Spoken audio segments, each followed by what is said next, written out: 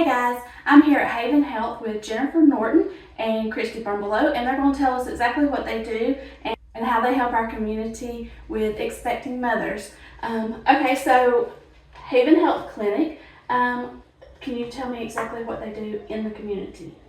So we provide a place for women to come that are pregnant or think that they're pregnant and just need some resources that can be varied between the women and themselves.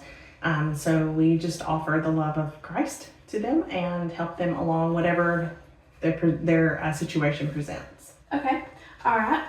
And can you share with us how Haven Health got started and how special this organization is to y'all? Well, it's very, very special to us.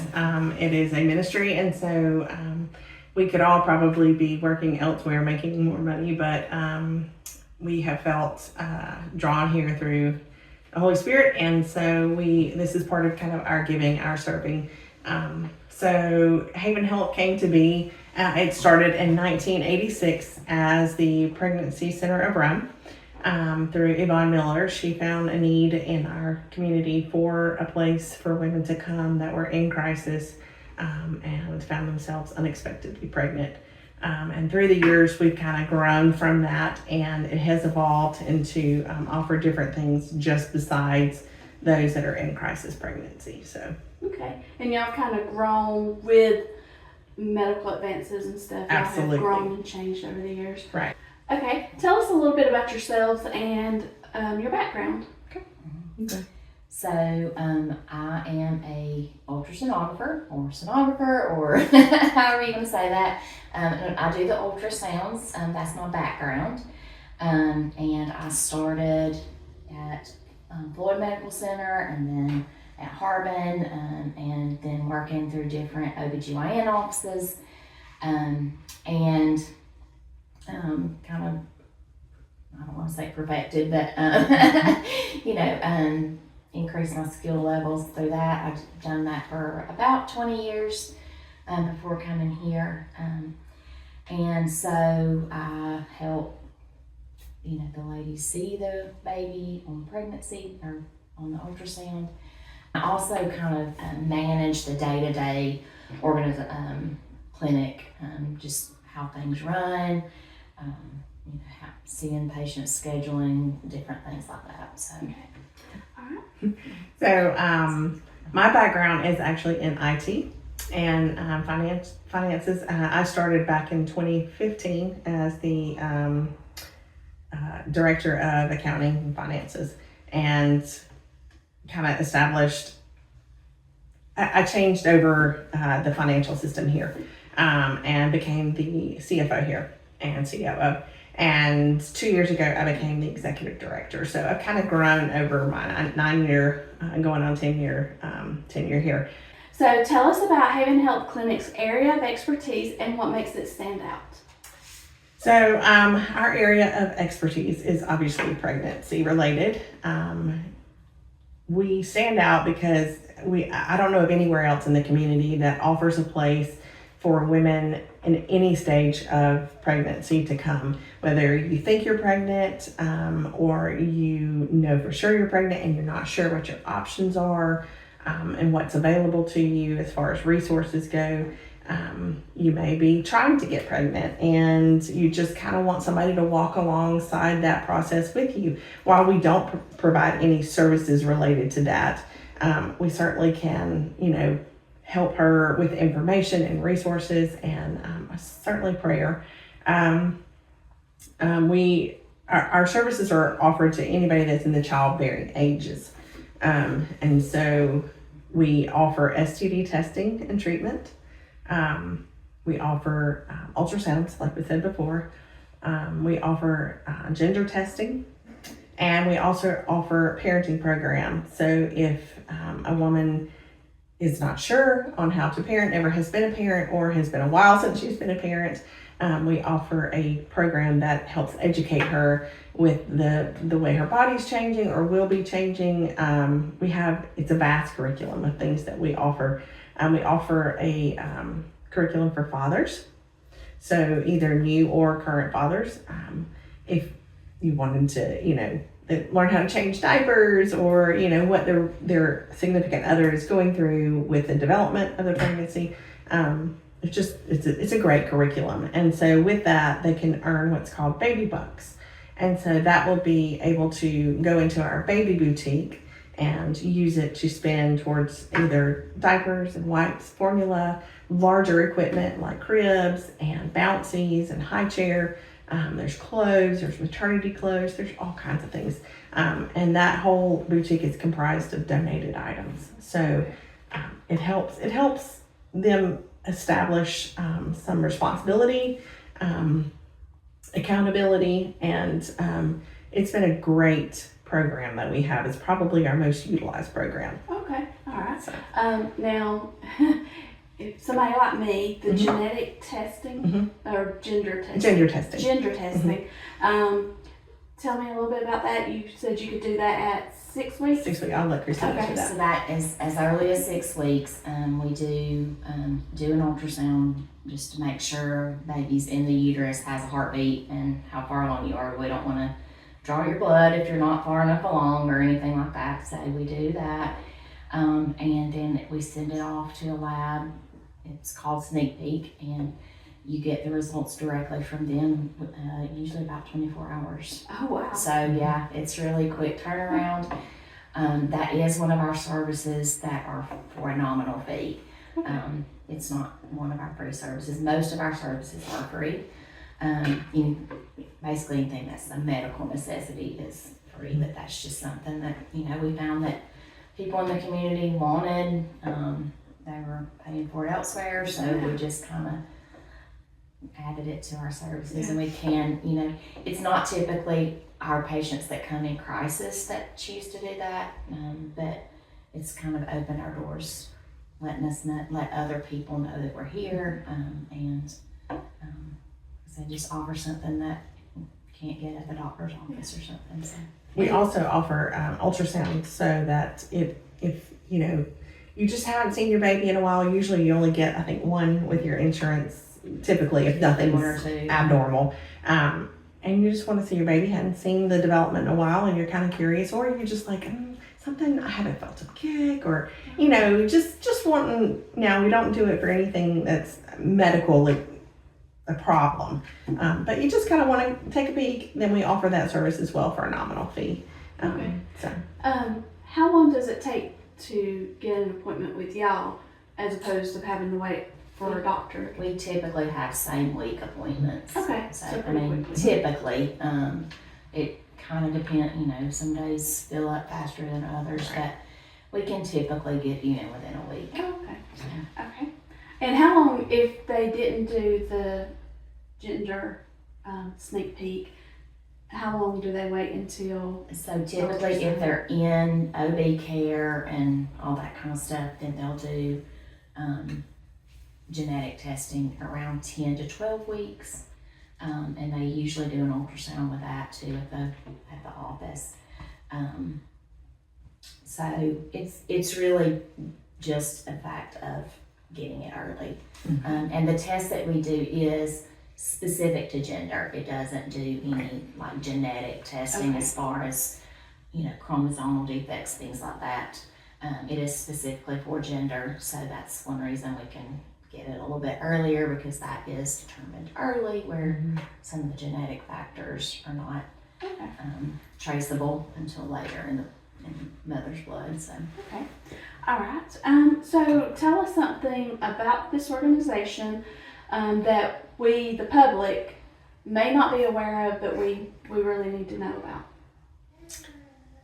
I would say one thing is that we can be here for anyone. Like, we're not just here for the low income or for those in crisis, or like we have services, like she said, for women and families. Because our parenting program, we have, mothers and fathers coming and stuff. And so we do have something to offer for any of those in like childbearing ages and things like, it may not be for everybody, but it's not exclusive to one demographic or, socioeconomic status. We ask on our intake your income, but it's specifically for statistical purposes. It doesn't determine what services you're eligible for or anything. You're eligible for services just by being a woman in Childbearing age. childbearing age like this. Okay. So I would say that was probably something that a lot of people don't know. Okay. So that kind of answered my next question, was how do you select the people that participate in Haven Health Clinic? So they come to you, right? How do they find out more information? If they think that they're pregnant or they're in a crisis situation, how do they reach out and contact y'all? So one thing is obviously telephone. We have our telephone, but we also have a great website that Jennifer's working really hard on. Our IT specialist. So havenclinic.org is Havenclinic.org. that's our website. And so it's a good resource for just seeing what services are available. You can even request an appointment online if it's after hours. Okay. Because our business hours are Monday through Thursday, so sometimes you get that test on Saturday night, or Okay. and you kind of go into crisis mode. So you can request an appointment online. There's also, if you call our number not during office hours, it's redirected to an option line. So there's someone there, a trained, I think they're all nurses. I believe they're nurses that can, request an appointment and things like that. You can actually schedule that appointment. Schedule the appointment and things like that. So. Okay. All right. Okay. So I want to ask you about the mindset of the community and overcoming challenges. So y'all do amazing things. What's been your biggest struggle? I can answer that one. One of our biggest struggles is the perception of a political lean one way or the other. And it is obviously, abortion is a huge topic politically. And so we don't lean one way or the other. We actually try to keep politics out of our doors. And so whether somebody wants to label us as pro-life or, not pro-choice or whatever, we try to keep that out. Every day we start our day with prayer. We invite the Holy Spirit here. We want God to be centered here. And so everything that we do is biblically leaning. Now, if somebody doesn't want to be prayed for out loud or talk about it, then we honor that request of the patient. So, but in the background, that's our basis of everything. And so we try very hard not to allow that kind of stuff in here. So that's one thing. The other thing is we're a nonprofit. We do not take any government funding. Everything that we have here funding-wise comes from our churches or private donors. And so that's another, when we have fundraisers, it's a big deal. And 100% of that money goes back into our programs here, goes directly back to our patients. So that's probably the other biggest hurdle or challenge. So you said fundraising, and this takes money to run. You get donations, and tell us about your fundraisers. So we have 3 main fundraisers that we try to do each year. We just added this one, and it was really successful. It was our Cruising for Life car show. We will be offering it next year at the same time. April 12th, I think, is where we have it scheduled. And that is so people that want to come and show their cars, there's a very nominal entry fee for that. And so we take donations for that as well. Baby Bottle Boomerang is probably our biggest fundraiser, and that occurs Mother's Day to Father's Day each year. And that is through our local churches that participate. This year we had 53 churches, groups that participate, and it was our largest year to date. We raised just over $74,000 for that. Wow.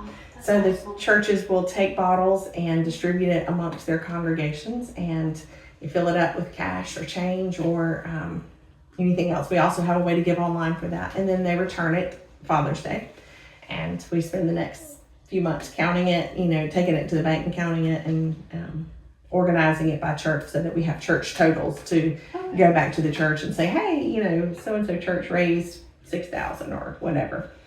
So it's a great way to get the entire family involved, and we have some churches that choose to do it for Vacation Bible School when they take up, Oh, money for that. Yeah. So there's different ways, if they don't want to get involved at Mother's Day and Father's Day, which most churches do, and some choose to add it in addition to at a different time of year, like Sanctity of Human Life, which is January, I think 19th will be the 2025 date. So some churches use the bottles for then, so it's flexible whenever we want to do that. And then our last fundraiser, which we just wrapped up, is our Walk for Life. And so I believe it's September 19th in 2025.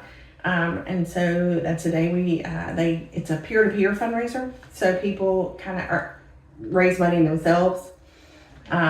And so they go out and they'll, try to get people to donate to them, and they'll walk that day up. Okay. And it's something that churches can do as Sunday school classes or life groups, which is a great way to get involved and then just show up that day to walk. And so we have activities for kids on that day, and it's, again, the whole family participates. So it's a lot of fun. This year it was superhero themed. So people showed up in capes and costumes, and we had a great time. Do you know what next year's? I don't know Okay. yet. I have the date, but not the theme. So the year before that, it was a walk and roll. So we went rock and roll type. So we had Elvis there, and we had what did Just like Yeah. kind of 80s, Yeah, 80s, 90s rockish Yeah. kind of, Yeah. like. so you'll have to stay tuned to see what Wow. next year's thing will be. All right. So I want to give our readers some kind of idea of what it takes to run Haven Health Clinic. What does your team look like? So we have a staff of 7, including myself. We have a director of accounting, who's Kelly McGinnis. We have a director of special events and marketing, which is Rachel Janeway. Of course, Christy is our clinical manager and sonographer. We have 2 nurse practitioners. That's Brittany Sublett. She also works at Harbin Clinic, and Mary Kate Smith, who works, I can't remember the name. It's a wellness clinic. That she also mental health and weight loss. Wellness. Mindset for prosperity. Yeah, There we go. Okay. Yeah. Okay. So she works there. And then we have Tabitha Doss. She is our medical receptionist. And I think that's And it. she just kind of helps me keep Yes. everything moving Absolutely. smoothly down here. Yeah, obviously, that's who you typically get when you call in. Answers the phones, answers emails, and checks in. Check in, check out. That kind of thing. She is our chaos coordinator. Yes. She is my brain. Yes. Okay. So, All right. but that is, our team, like I said before, it's that amazing women. Amazing staff. I can't stress that enough. Everybody pitches in when it's crunch time for, fundraisers, everybody is there and participates. If we have an overflow of patients and not enough volunteers, then we have people come down and answer phones. If, we all work together very seamlessly, and we've all worked together for quite some time. Rachel and Tabitha are our newest members of the team, but they feel like they've been here, 10 years, because there's such a synergy that occurs here. And when you're focused for the bigger picture, and that is we all are active in our faith, and we know that all glory goes to Him, it helps align everything else. And, while we are still women working together, I think that we have a better situation than most, that everything goes back to what we're here for and who we're here for. And that just kind of helps align things. So we are all integrated with our families. We all know each other's families and love each other's families, and our husbands are so supportive. And we couldn't do any of that without all of those pieces perfectly aligning. So Okay. I think we have a great team. And I'm sorry, Yeah. I wanted to add, but we're mostly staffed by volunteers. Yes. Oh, So That is we have who she just named was our paid staff. 3 or 4 of us are full time. 4. 4 work all 4 days, Yes. and then the others only work 1, 2, 3. Right. They're only part time, and so we fill the gaps with volunteers. So, Okay. and they typically work a 4-hour shift once a week. Okay. And that's usually how we fill things. We do have some who only work in the boutique, some who only do parenting classes, some who don't, just different things. So I'm trying to match the skill set with the volunteer, what they're interested in as well. But they are our extended family too. Yeah. How do they volunteer? How does somebody volunteer? We have a place on our website that says get involved, and it has a volunteer packet, not registration form, informational packet that they fill out, and they can either drop it off or mail it back in or email it to us.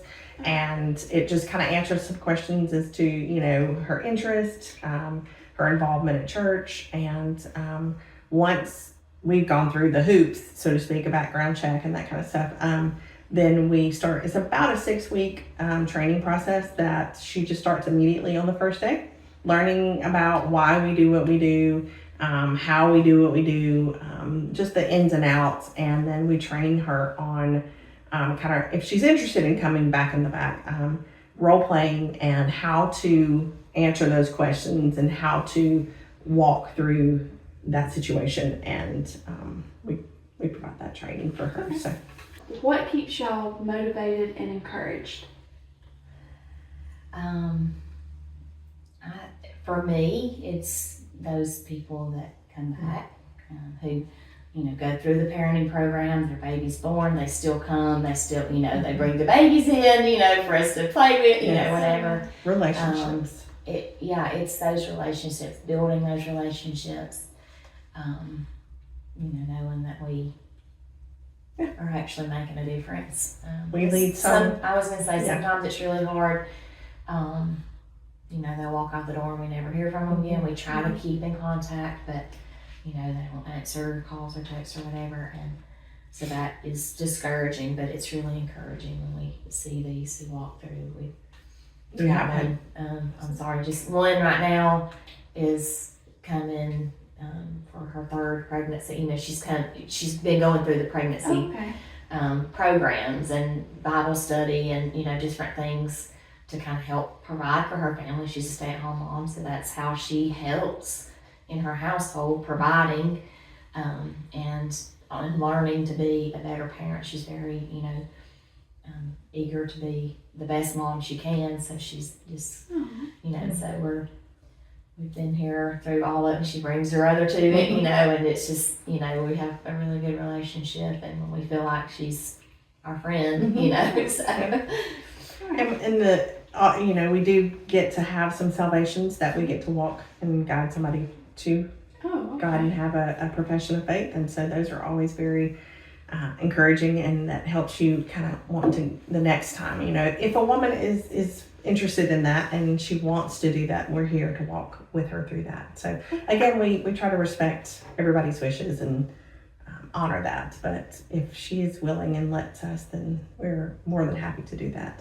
Okay. So if you could go back to a point in your life and give yourself one piece of advice, what would it be? That's a good question.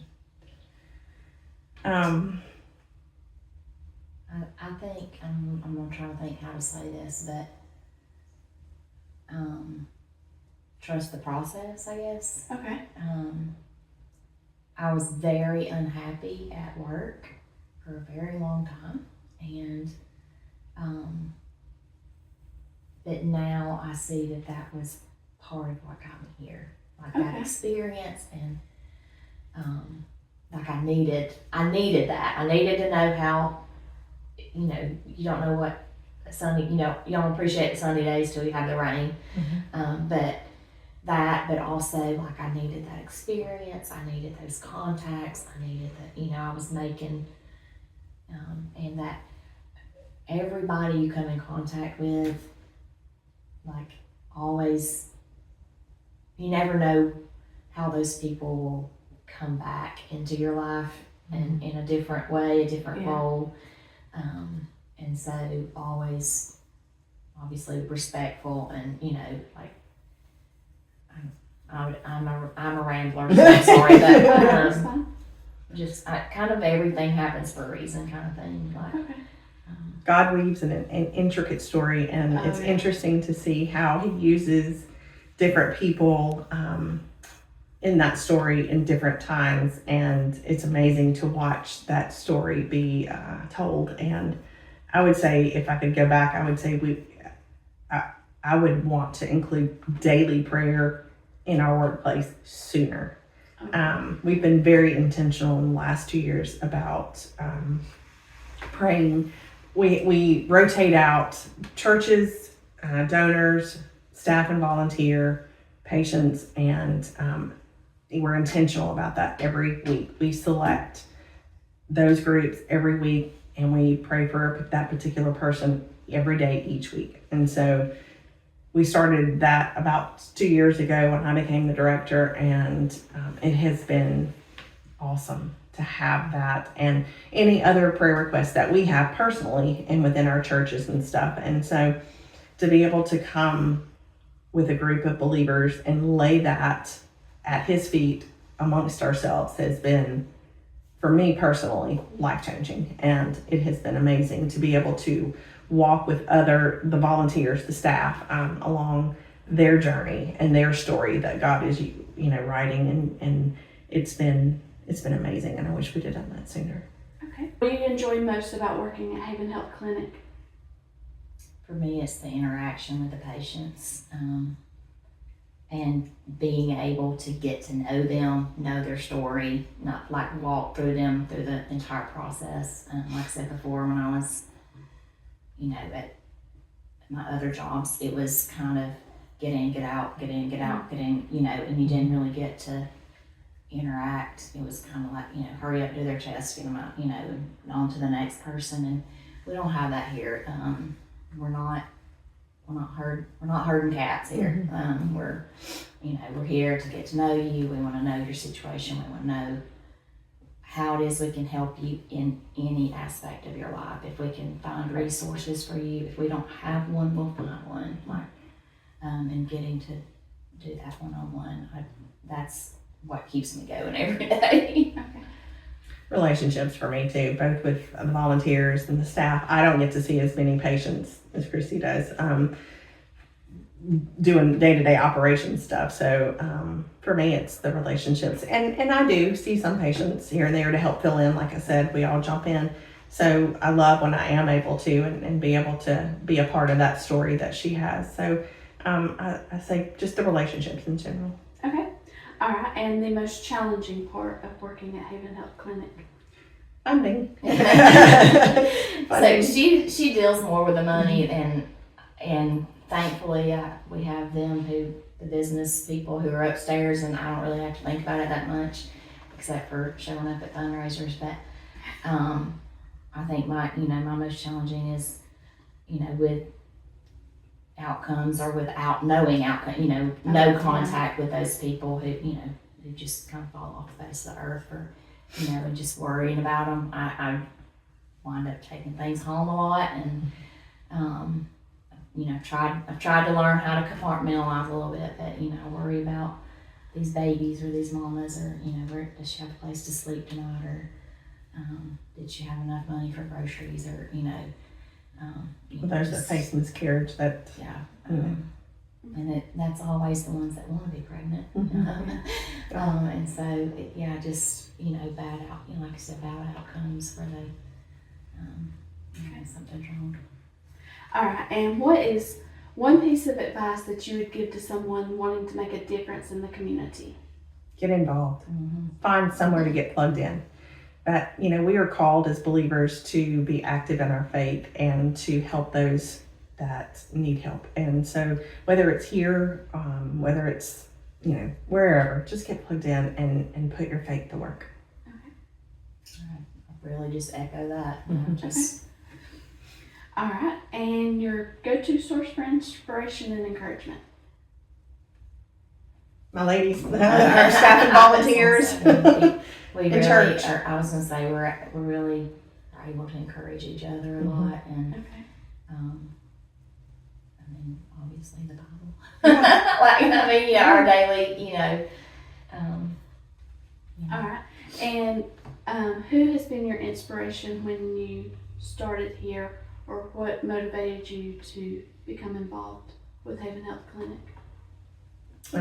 Mine was somebody that we were at Unity Christian School at the time, and she recommended me for the job here. So that's how I got involved.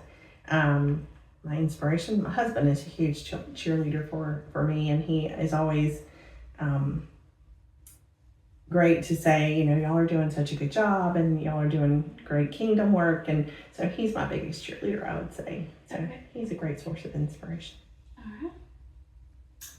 So, I think we'll go way back, a year or two ago, when I was a teenager. My aunt actually volunteered here. Oh, okay. And so, it was the pregnancy center then. And so I knew that there was a center here. And, and then like as I grew in, ultrasound and got more involved in OB stuff, I was like, that'd be nice to kind of do some, I started out as a volunteer. And so, doing some volunteer work as a sonographer, things like that. And so that's I kind of migrated from volunteer into the full-time position. But so I'd say my aunt was inspiration to get involved in this program.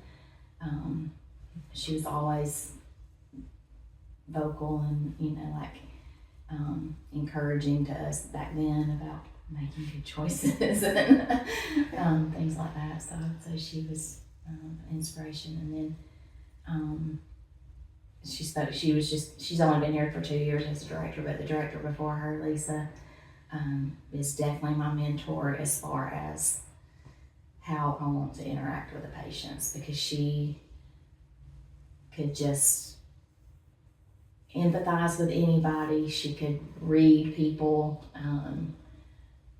She would know things they were going to say, like she'd know something was up before they said it. I mean, but she always was very, very loving and compassionate. And so I'd say as far as how to interact with the patients, she's been my mentor. I want to, model that. So, Okay. All right. Is there anything else you want to add or let us know about? Anything that we haven't covered? I don't think of. I mean, if you have a desire to, walk alongside other women, whether, you've been pregnant or not, just call me and we'll talk and maybe start something awesome. So. Okay. All right. All right. Thank you so much. This is Haven Health, and I will put the website and contact information in with this post. So thank you for watching. Bye. bye.